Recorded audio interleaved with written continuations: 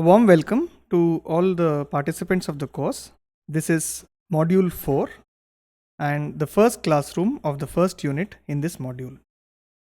So, this module is on managing a local health system, and we will introduce various components related to management of local health systems in this module. In this particular classroom of Unit 1 of Module 4, we will discuss the various operational levels of a health system, and we will also see what are the functions of each of these levels within the system, and we will give an overview of the concepts of utilization and coverage of health services. And finally, we will end this classroom with a description of an integrated health system. So, if you look at the local health system, if you recall, we have already covered some aspects of the structure of a local health system in earlier modules. One common feature that is often confused is the levels. So, by levels of a local health system, one could refer to operational levels, which means the levels at which various services or the functions of the system are being delivered. But you could also look at administrative levels. So, the administrative levels are, of course, the levels at which in a given system, the management of that system is being organized, the administration or management of the system. So, these need not be always at the same level. So, there are various programs, there are various institutions which organize both the operations and administration at the same level, but it is not always the case. For example, the primary health center is both the operational and administrative level for delivery of primary health care. Whereas in addition to a primary health center, below that you also can have sub-centers which are operational levels but are not having any administrative function. Similarly, if you look at a disease control program, say for example tuberculosis, you will see that the operational level of tuberculosis can happen up to the sub-center. So, as you know, the directly observed treatment short term, the DOTS treatment of tuberculosis is organized even at the level of a sub-center where an ANM can be the DOTS provider for a TB patient. On the other hand, the administration of the program itself is not organized at the sub-center level, nor is it organized at the primary health center level, nor at the taluka level. The administrative level of a tuberculosis program is usually at the level of a district, although you also have something called as a tuberculosis unit, which is at a sub-district level. So, this example of tuberculosis as well as this example of administration of a primary health center are to illustrate this characteristic of a local health system. So, a local health system can have various operational levels, it can have various administrative levels. Similarly, if you work in a hospital setting, say a private hospital setting, you could also imagine these various operational and administrative levels which may or may not be the same. So, if you look at the government health services, usually the government health services are organized at 3 levels. You have the primary health services, which are the base of the sort of a pyramid. And remember that the primary health services at this level, the maximum amount of care happens. The most people benefit in a given year out of this level. Then you have the secondary level, which is usually in the case of an Indian scenario located at taluka hospitals, where you have slightly more specialized services which need not be offered at a primary health center level. Above this, you have the tertiary and the super specialty levels, which are at the level of district hospitals, super specialty hospitals, medical college hospitals, etc. Let's look at this in more detail. So, at the level of primary health care, at this operational level, ideally, the kind of services that ought to be provided, one, this functions as the first contact between the population and the health service, as well as the primary health level ought to perform in an ideal scenario what is called as synthesis function. So the synthesis function means that at the level of primary health care, the doctor or the GP or the facility is supposed to be able to hold in one place all the health related information of its population. So in an ideal world, this level of primary health care should organize referral for a given population in case they need any of the higher services. So that is called as a synthesis function, and the way to organize that is through patient held or hospital held health records. So the primary health services is usually responsible for the health of the individuals. So if you look at how do you see whether a given program or a given center or a given level of the local health system is functioning, how well is it functioning? Two classical ways to look at this functioning is utilization and coverage. So if you look at utilization is a generic term. You can talk of utilization of outpatient services, you can talk of utilization of laboratory services, or utilization of a program, for example.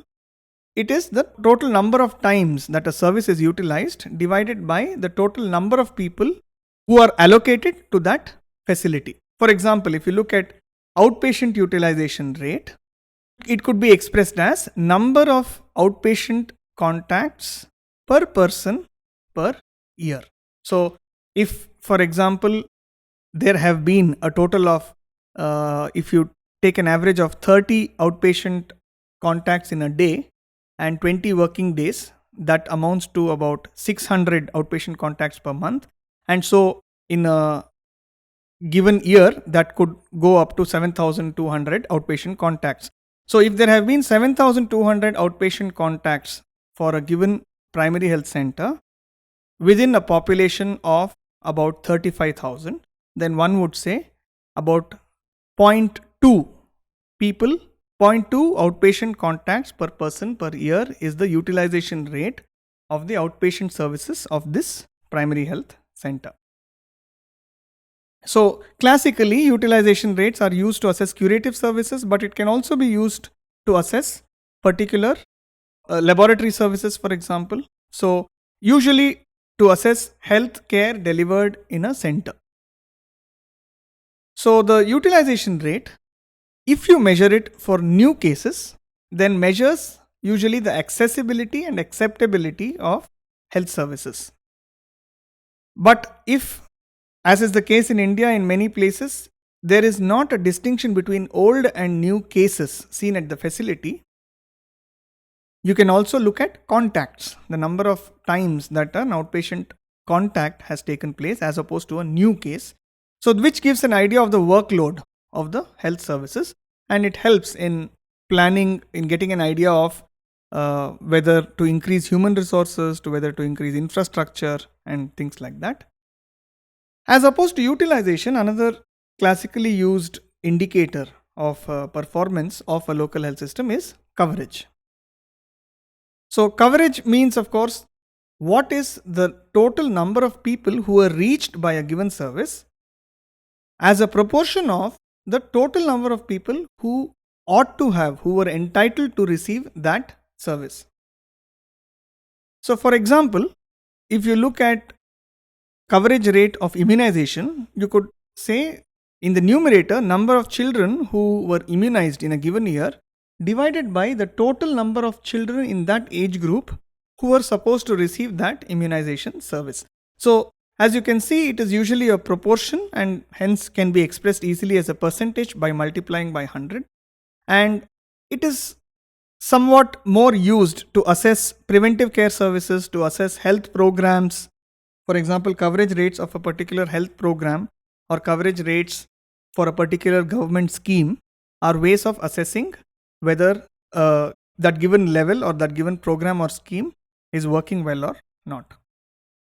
If we look at utilization and coverage rates, one has to use them carefully depending on the particular setting in which you're working. If you're working in a government setting, then these could be powerful indicators that help you understand how a particular facility is functioning or not. And So this helps in problem identification. It helps you to understand which are the better performing facilities and which are not, and then identify these problem facilities and perhaps take some corrective measures.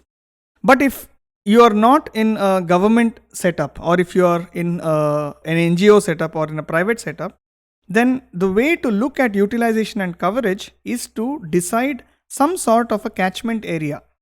So in an ideal scenario, every healthcare organization, be it a hospital or be it a health center, caters to a particular community.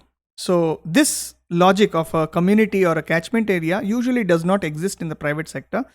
But if any hospital has to become more community based, if it seeks to become more service oriented, then it's always good to define one, the levels of care. So how does this hospital organize primary care, secondary and higher services?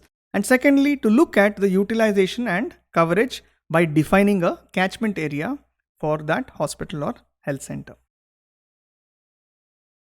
So that was about the primary care services. If you look at the secondary level, one of the most important system component that comes into picture when you talk of different levels within a health system is the continuity of care. So if you look at secondary health services, usually these are services that are not best provided at the primary level. Why? Usually it is because they are required more rarely, and secondly, they are more expensive to provide at primary health centers. So these are the sort of services usually that are aggregated at a busier place, at a larger or a higher place, usually taluka level or the district level. It is supposed to be complementary to the primary health system. And remember that in an ideal world, a health system is called a health system because it is an integrated one. So where the primary, secondary and tertiary levels of services are complementary to each other and do not end up duplicating each other's role. We'll revisit the nature of an integrated system in a while. Similar to the primary level, secondary levels also are usually responsible for health of a given population, and it's usually a larger population than the primary level. Just a quick illustration on how primary, secondary and tertiary levels of care are organized in India. You can see in this illustration, which will be shared as a resource in this module, right from the village level. So these are the operational levels: the village, subcenter, PHC, taluka and district, along with the health workers or human resources allocated to that level. On the right side, you can see ASHA, Anganwadi worker and village health and sanitation committees, which function at the village level. The ANMs and multipurpose workers, earlier the multipurpose workers, now in most states called the male health workers at the subcenter level. The medical officer and the various paramedical and support staff at the PHC level and higher up. So this is of course the way the health services are organized in the government. Similarly, various private healthcare establishments define in their own way outreach centers or satellite centers which provide primary care services and then secondary care organized at a more central hospital. So what is then an integrated health system?